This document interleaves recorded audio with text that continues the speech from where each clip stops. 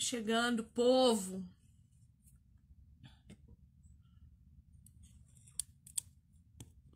Vamos bater um papo hoje com o Dr. Jonatas Leone. Eu tô tão animada. Tô tão feliz de ter conseguido trazer ele aqui. Eu já quero chamar ele já, porque eu não quero ficar esperando pra gente começar a conversar, não. Calma lá. Bora!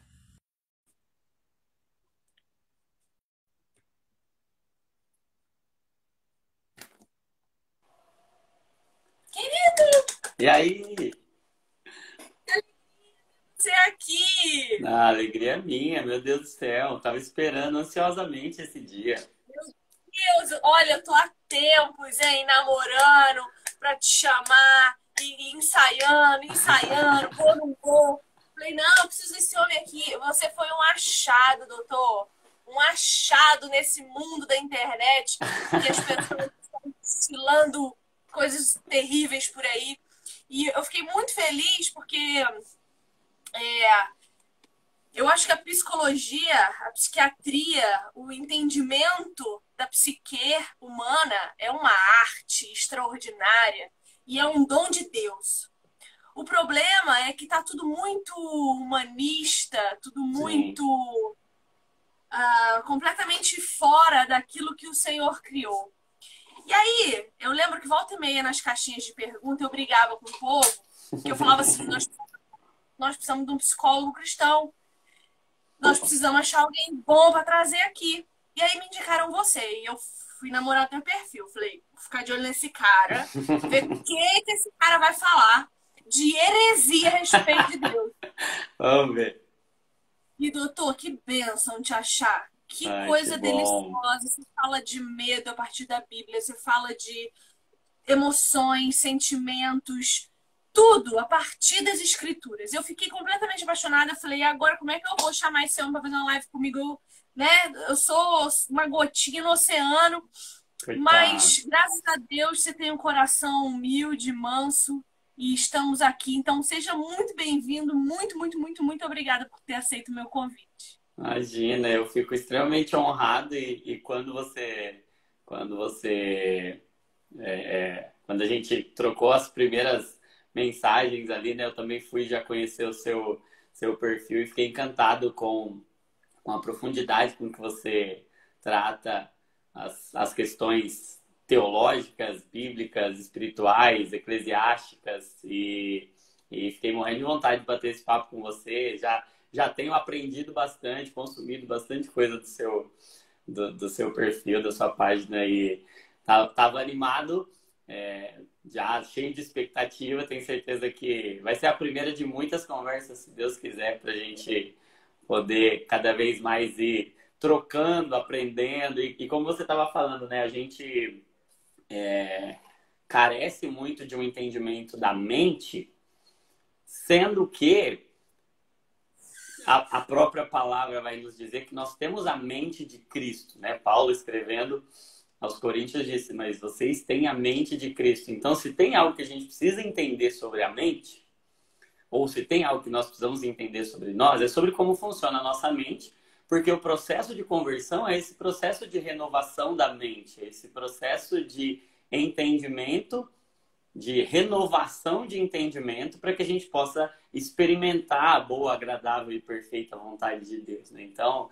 conhecer sobre a mente, conhecer sobre como os nossos pensamentos, sentimentos, por que Deus deu cada um deles para nós, né? Por que a gente sente o que sente? Por que a gente pensa o que pensa?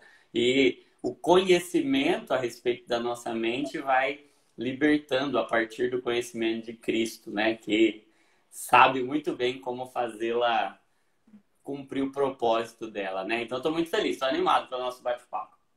Que bom. Ó, eu já quero começar começando, tá? Então, tu és bem-vindo aqui, meu pessoalzinho aqui é muito gente boa, a gente vai te tratar super bem, eu tenho certeza que vai todo mundo amar você e sair te seguindo, porque você é sensacional e a minha galera aqui também é. Bom, A galera que entrar aí, que é do meu perfil, digo mesmo, todo mundo vai gostar demais de você, vai todo mundo já seguir aí, todo mundo ficar acompanhando e façam isso que vocês vão ganhar muito. amém. Bom, quando a palavra de Deus diz para nós que nós somos feitos a imagem e semelhança de Deus, existem duas principais características que essa mensagem quer dizer. Que Deus deu para nós, em primeiro lugar, o seu raciocínio lógico, aquilo que nós temos de intelectualidade, de alcance de entendimento, vem dessa reprodução à imagem e semelhança de Deus.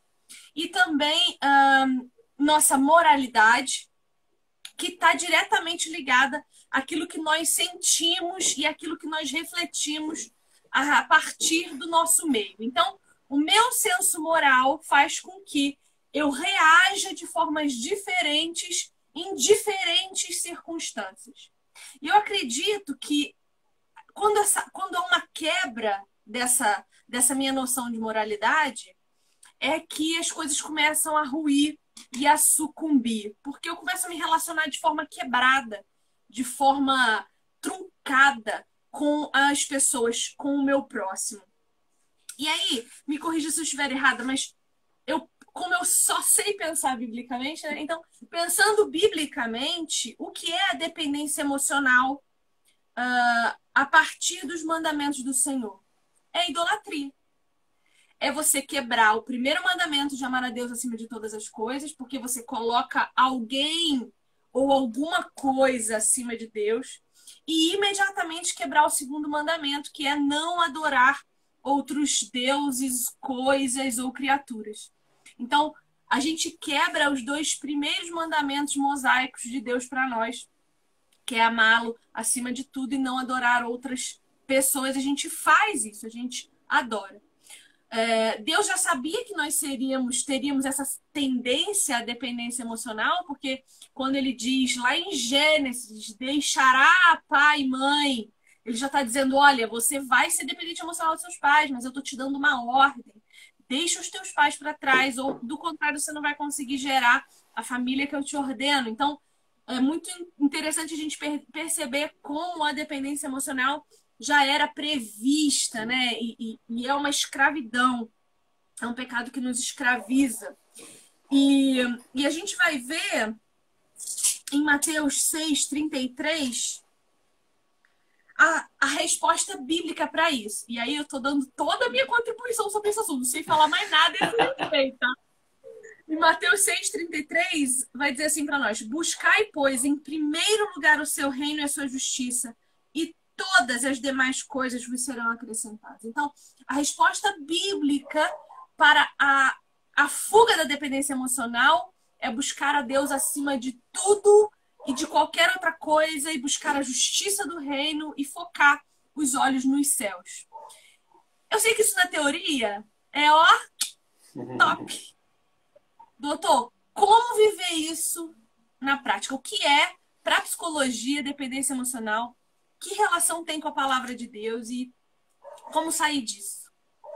Sim, agradeço pela sua contribuição e concordo integralmente com tudo que você disse. E um olhar sobre as dependências, e vamos tratar a dependência emocional como uma das dependências, então vamos tentar entender como o nosso cérebro se prende a dependências. E o mecanismo de criação de uma dependência é comum a todas as dependências. Então, desde a dependência química, como o crack, a cocaína, a nicotina, a dependência comportamental, uma dependência, um vício, ainda que não seja químico, mas uma dependência comportamental, e a dependência emocional entra como parte desse mesmo mecanismo. Nosso cérebro, ele tem uma possibilidade de desenvolver dependências. E ele faz isso em virtude de uma predisposição. Deus nos fez com um sistema que a gente chama de sistema de recompensas, que envolve ali o sistema límbico, envolve a nossa área das emoções, envolve a nossa amígdala, envolve o sistema límbico, núcleo accumbens e sistema tegmentar ventral, uma série de elementos e conexões cerebrais que estão alinhadas às nossas emoções, estão alinhadas a recompensas cerebrais, a liberação de neurotransmissores, a liberação de substâncias que produzem prazer. E aí, o o que que acontece? Todas as coisas que capturam, que sequestram esse circuito, podem desenvolver dependência. Então, qualquer coisa que sequestra essa via do prazer, então vamos chamar esse circuito, esse sistema de recompensas, de via do prazer. Então, qualquer coisa que sequestre, vamos usar a expressão sequestro, como a gente usa mesmo aí do ponto de vista criminal, vem um sequestrador, pega aquilo e priva aquilo de liberdade. Então, o sequestrado, ele fica privado da liberdade. Então, do ponto de vista de funcionamento mental, de psique humana, como é que a gente explica uma dependência? Há uma privação de liberdade porque algo sequestrou aquele sistema de recompensa. Então, aquilo começou a se repetir. Nessa repetição, libera dopamina, liberam substâncias que dão prazer. E o cérebro começa a ficar dependente daquilo, entra num círculo vicioso. E aí esse círculo vicioso é uma rota que tem entrada, mas não tem saída. E aí toda dependência, e aí eu vou falar de dependência emocional principalmente aqui, porque é o nosso objeto de estudo. Toda dependência ela tem três coisas. Primeira coisa, uma perda do controle. Então, qualquer dependência vai agir fazendo com que a pessoa não consiga mais controlar. Então, esse sistema começa a assumir o controle e aí a pessoa conscientemente já não consegue ter controle sobre aquilo. Então, não é voluntário.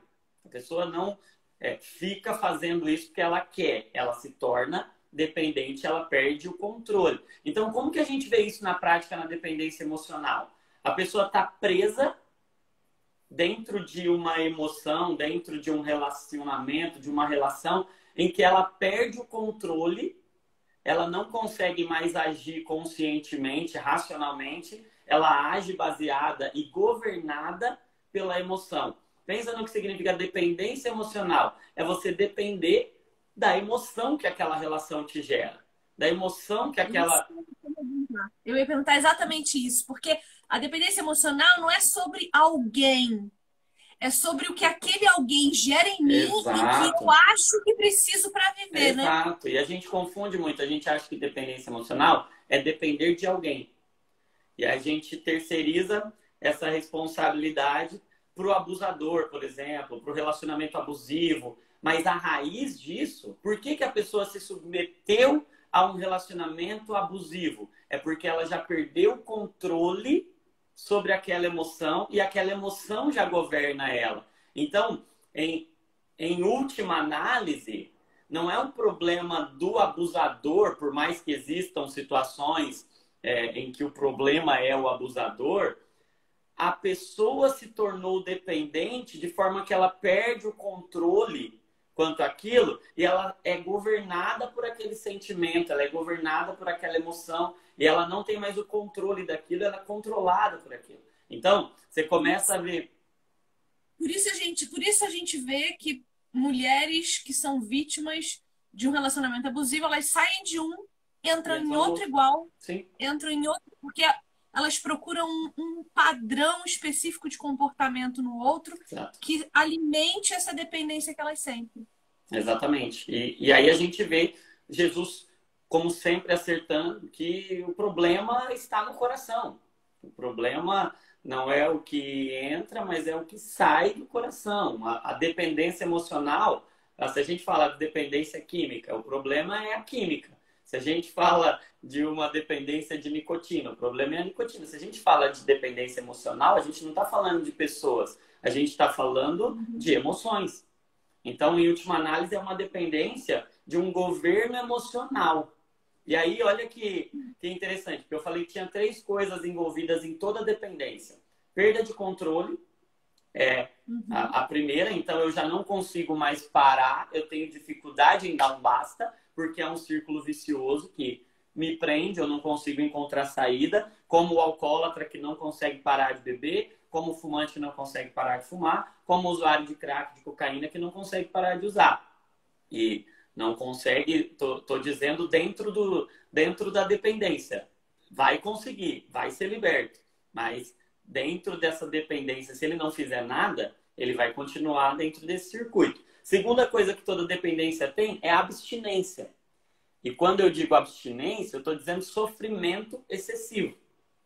Então, o que que o dependente emocional vai experimentar? Um sofrimento excessivo, uma carência muito grande.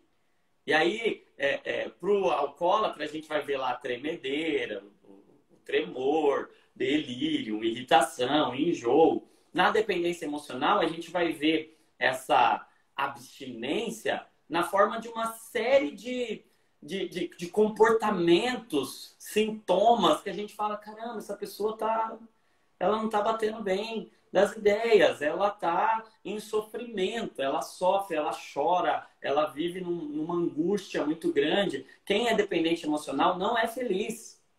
A pessoa tem um sofrimento muito grande e ela tem sempre uma sensação de que está faltando algo, de que ela não está feliz, de que não tem, é uma abstinência. Ela tem sempre uma necessidade que não é suprida. Então, a dependência emocional gera essa sensação de abstinência. E uma terceira característica que está muito ligada à abstinência, que é a tolerância.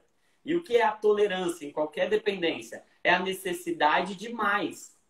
Eu sempre preciso de mais. Eu nunca tenho o bastante.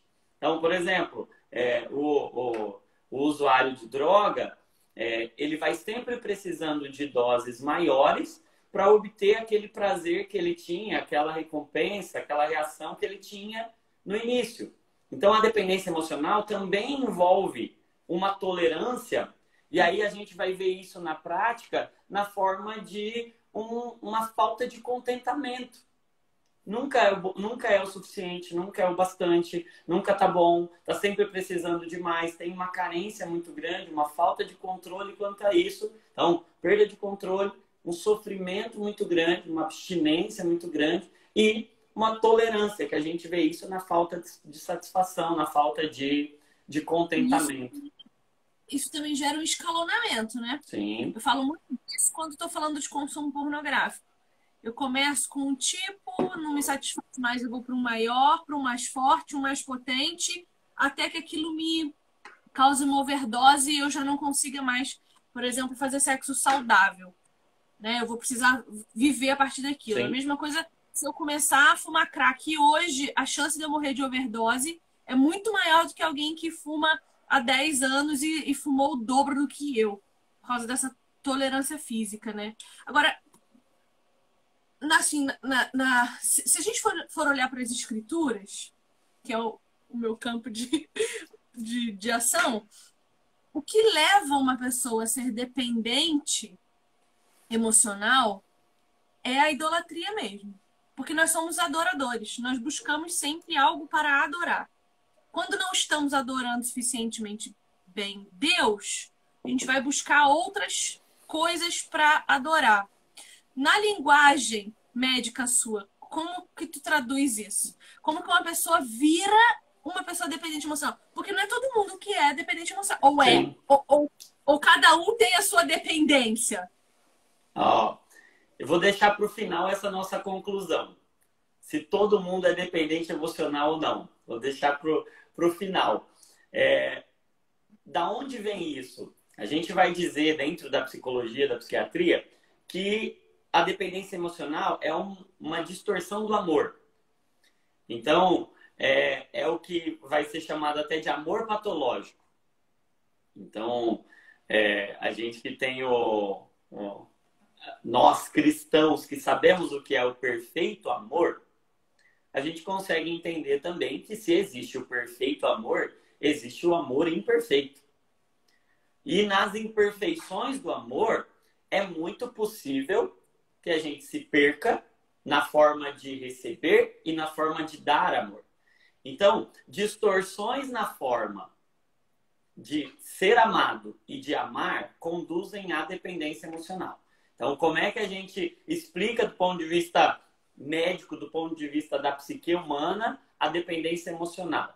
É uma distorção na capacidade de ser amado e de amar. E se você vai me perguntar se isso tem a ver com idolatria ou não, eu vou concordar com você que tem, porque a idolatria tem a ver com amor. A idolatria tem a ver com o nível máximo de amor. E diz, aí você pode me confirmar se foi Calvino mesmo que disse, mas que o nosso coração é uma fábrica de ídolos.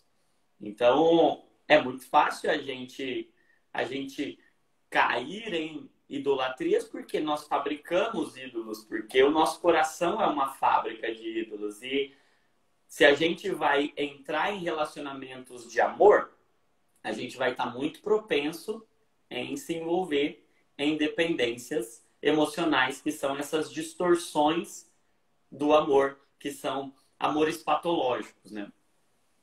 Deixa eu entrar num assunto delicado aqui, porque uma coisa que percebo, né? Eu, enquanto mulher que lida com mulheres, que cuida de mulheres, que fala especialmente para mulheres, nós estamos vivendo uma era de uma dependência emocional muito específica que não inclui outra pessoa. É a autodependência emocional. E digo isso porque quando te perguntei se todos somos dependentes emocionais, a resposta que eu tinha de mim mesma era não, eu não sou. Mas pensando na Viviane de pouco tempo atrás, a que não tinha Jesus, que não sabia quem era Deus, eu me lembro de mim dependendo absolutamente de mim mesma. Então, eu me amava tanto, e aí é a distorção do amor, né? Porque hoje eu vejo que eu não me amava era coisa nenhuma, eu me idolatrava. Então, eu me auto tanto, tudo, que eu impedia qualquer pessoa de chegar perto de mim.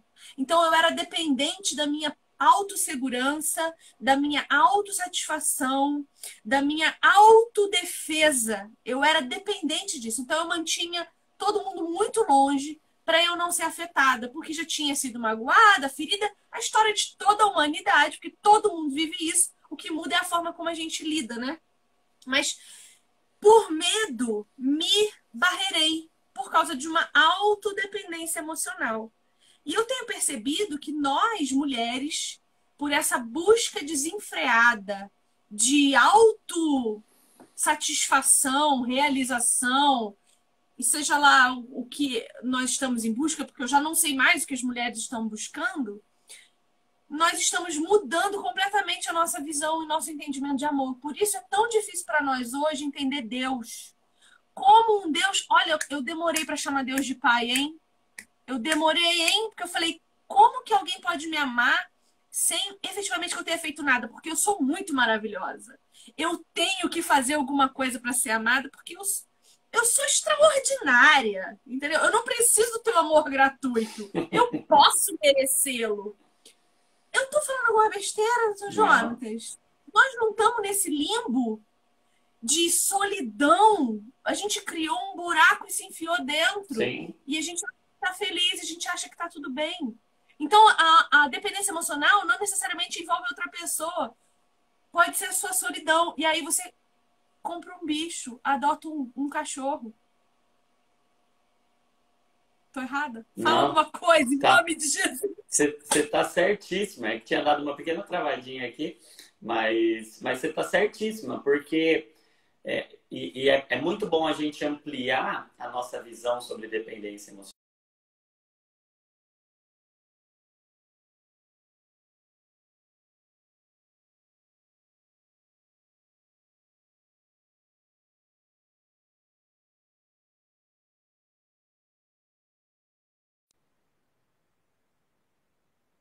Da dependência emocional. Você está me ouvindo aí? Tinha dado uma travadinha aqui para mim. Tá tudo falando aqui.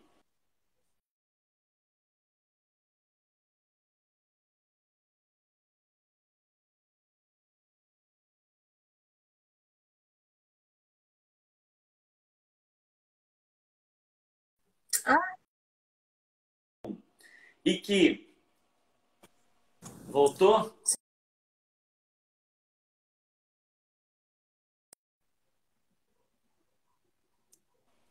será que sou Vê eu ou se, será vê que é tu? se Voltou aí. Voltou aí? Pra Voltou, mim, voltou? você tá bem embaçadinho. Agora eu não sei se sou eu ou tua internet. Deixa eu ver aqui. Sou Se eu? melhorar, você me fala. Melhorou ou não? A minha internet aqui hoje tava vacilando comigo mesmo. Eu tô com É, medo de fechar a minha e cair a isso. live e a gente não vê o que já tem. Não, fecha não. Voltou ou não? Peraí.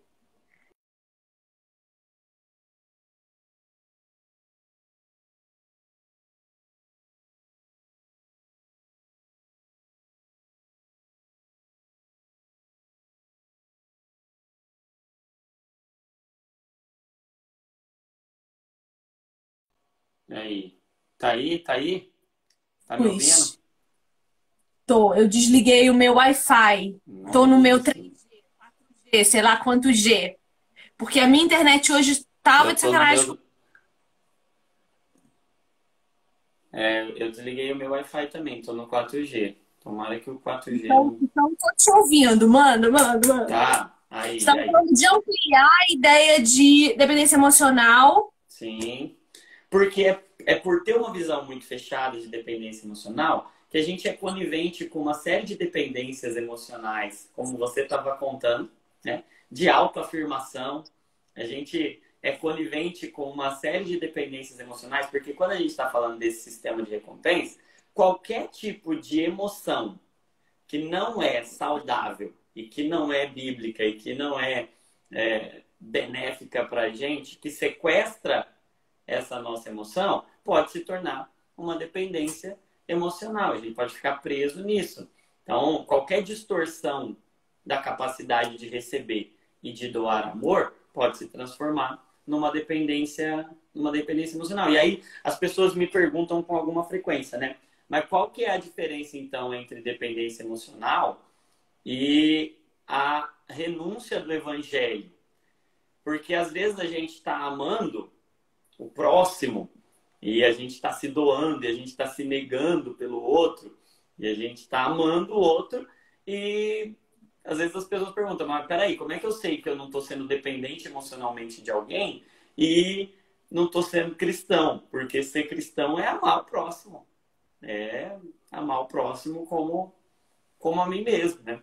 Então, Mas daí a entender. gente tem que olhar para Jesus, né? Jesus não agarrou ninguém. E quando tentaram agarrar as pernas dele, quando ele volta ressurreto, aparece para Maria, Maria agarra nas pernas dele, ele fala: Minha filha, me solta que eu tenho coisa para fazer. Não fica é, dependente de mim, não, porque eu tô indo embora. Jesus não se agarrou com ninguém. Ele amou um amor divino. Ele não amou um amor humano, carnal.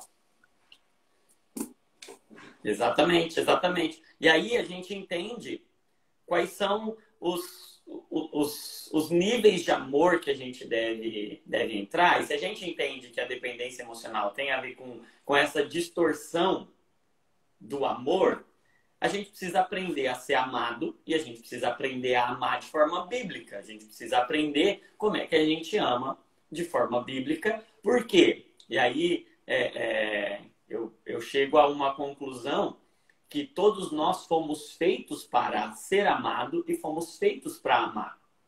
Quando a gente não encontra a forma certa de ser amado e quando a gente não encontra a forma certa de amar, a gente está suscetível a usar esse nosso circuito que Deus nos deu de recompensa para colocar coisas e pessoas e emoções que não deveriam estar ali. E quando elas estão onde não deveriam estar, elas causam mais mal do que bem, elas causam as escravidões que a gente vê pessoas sofrendo, pessoas não conseguindo experimentar uma vida em plenitude, pessoas dependendo de relacionamentos e se submetendo a coisas que não deveriam se submeter e amando mais do que deveriam amar e se amando mais do que deveriam amar ou se amando menos do que deveriam se amar. Então, equilibrar esses amores, saber amar, é ser livre da dependência emocional. É aprender a se relacionar com o amor de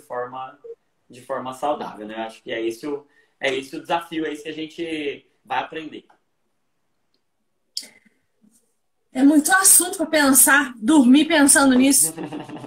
Agora, digamos que eu tô assistindo essa live aqui que você e eu tô descobrindo que eu sou dependente emocional. Tô Uhum. descobrindo, porque assim, ó, amar é também mandar embora. Por exemplo, vamos falar de Jesus de novo. Quando Jesus estava lá pregando e ele começou a falar: quem não comer do meu corpo e não beber do meu sangue não terá parte comigo. Tinha uma multidão, a palavra vai dizer de multidão. Multidão, biblicamente, é de 5.000 homens para mais. Então, estamos falando de cerca de 10.000 adultos, fora crianças. Então, uma multidão ouvia Jesus quando ele começa a falar do seu corpo, do seu sangue, e a galera se escandaliza e começa a ir embora. Como assim? Eu vou ter que comer da sua carne e beber do seu sangue? Eu não quero isso, não. E os discípulos começam a repreender Jesus, dizendo: Jesus, esse teu discurso é muito pesado para nós. E Jesus, por amor, diz: se vocês quiserem ir embora, a porta da rua tá ali, só ir. Se tá ruim para vocês, se vocês não dão conta disso aqui agora, vaza, vaza, porque daqui a pouco vai ficar pior, vocês não vão dar conta, pior ainda. Então, amar também é mandar embora. Se eu hoje percebo que eu não sou capaz disso, porque assim, ó, uma das coisas que é muito difícil para mulher, não amar o seu marido mais do que Deus. Uhum.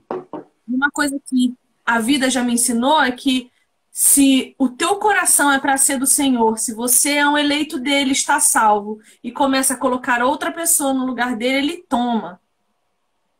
Ele toma. Vai dar ruim. Vai dar. Então, é muito difícil para nós. E a idolatria da maternidade, que também é algo muito grave, muito sério. Digamos que eu perceba que eu sou uma idólatra, tá? Eu dependo emocionalmente do meu filho, porque eu não deixo ele ter a vida dele, porque eu não permito que ele amadureça, porque eu não deixo ele crescer. Eu faço o quê? Só com terapia? Ou fazer uma oração, chamar o bispo para exorcizar, dar uma ajudada? Não, e do ponto de vista, vamos falar do ponto de vista da psicologia e da psiquiatria, a base do tratamento para a dependência emocional vai ser no desenvolvimento da autoestima, no fortalecimento do amor próprio, para que você seja forte o suficiente para não depender, você desenvolver uma outra relação de amor por si. E aí, é o que você estava falando no início, né? É uma tendência extremamente humanista, centralizar na minha autoestima, no meu amor próprio. Então, eu me amo tanto que eu não preciso amar mais ninguém. E eu posso me satisfazer sozinho. Eu posso me bancar emocionalmente sozinho. Então, é encontrar amor por você suficiente para sair disso. Agora, você disse muito bem, como é que a gente resolve isso? A gente resolve isso entendendo qual é o lugar de cada coisa. Porque você disse muito bem, a idolatria do casamento, a idolatria da maternidade, tudo isso não significa que você deve amar menos seu marido ou que você deve amar menos os seus filhos. Você deve aprender a amar. Quando Jesus diz, ó, quem amar pai, mãe, filho ou qualquer coisa mais do que a mim, não é digno de mim, ele não estava dizendo que você tinha que amar menos as coisas ou as pessoas. O problema não é que a gente ama muito alguém. O problema nunca o problema nunca é que a gente ama alguém mais do que deveria. O problema é que a gente ama menos a Jesus do que deveria e a gente tem uma dificuldade de posicionar os amores de forma correta. Então, eu vejo que há uma dependência emocional que é egoísta. De falar assim, não, eu me amo mais do que qualquer coisa, do que qualquer pessoa. E há uma outra dependência emocional que não é egoísta, que não é pensando em si mesmo, diretamente, indiretamente porque é sempre para sua emoção, mas o objeto do amor é o outro. E aí eu amo tanto o marido, a esposa, os filhos, o namorado, a namorada e tudo mais, que eu vou me privando do meu amor, e eu vou me sufocando, vou me anulando, vou me submetendo, e aquele amor vai tomando conta de mim, ou aquele objeto de amor vai tomando conta de mim. Então, o que a gente precisa fazer? A gente precisa de um arrependimento, de uma mudança de mentalidade, para aprender a amar certo, para aprender a posicionar os amores. Se a gente disse que dependência emocional é uma distorção do amor, a gente precisa aprender com o amor. A gente precisa aprender com Deus como é que a gente ama certo. Então, é uma terapia que vai colocar o amor no lugar dele e que vai nos ensinar a amar. A gente tem que aprender a amar corretamente. Então, eu gostaria de propor e queria ouvir a sua proposta também de como a gente corrige isso mentalmente, como é que a gente tem uma renovação de entendimento sobre a forma de amar e como é que a gente não se confunde nisso, né? Como é que a gente não confunde amor com dependência emocional? Como é que a gente sabe que está amando e não está entrando dentro de uma dependência emocional? Então, eu queria propor um modelo, mas queria ouvir o seu também.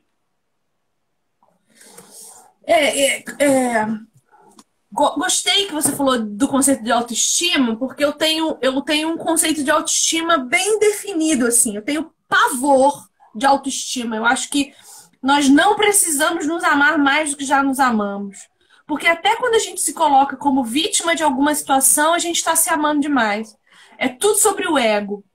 O meu ego faz com que eu me ame tanto que mais ninguém importe. O meu ego faz com que eu queira mostrar que amo tanto que eu não importo mais. Então, é tudo sobre o que eu aparento, né? Eu aparento ser tão maravilhosa que as pessoas me acham autocentrada. Eu aparento amar tanto as pessoas que as pessoas me acham... como fala, altruísta, né? Então eu abro mão de tudo pelo outro. Mas nenhum desses dois lugares nos dá alegria. Nenhum desses dois lugares nos leva à satisfação pessoal. E aí eu falo de, ao invés de autoestima, Cristo-estima. Quando eu olho para Jesus e passo a enxergar o mundo através do crivo dele, não tem como eu estimar ninguém mais do que ele. Então, eu acho que a minha solução é um pouco radical e óbvia, assim, pra galera que já me conhece, já sabe o que eu vou dizer, mas eu acho assim, vai ler Bíblia. Vai entender coisas fundamentais. Primeiro, quem Deus é. Quando eu entendo quem Deus é, eu vejo quem eu sou. Vai entender o caráter de Cristo. Porque quando eu entendo qual é o caráter de Jesus... Ai, meu Deus, não cai não. Caiu? Não, aqui não.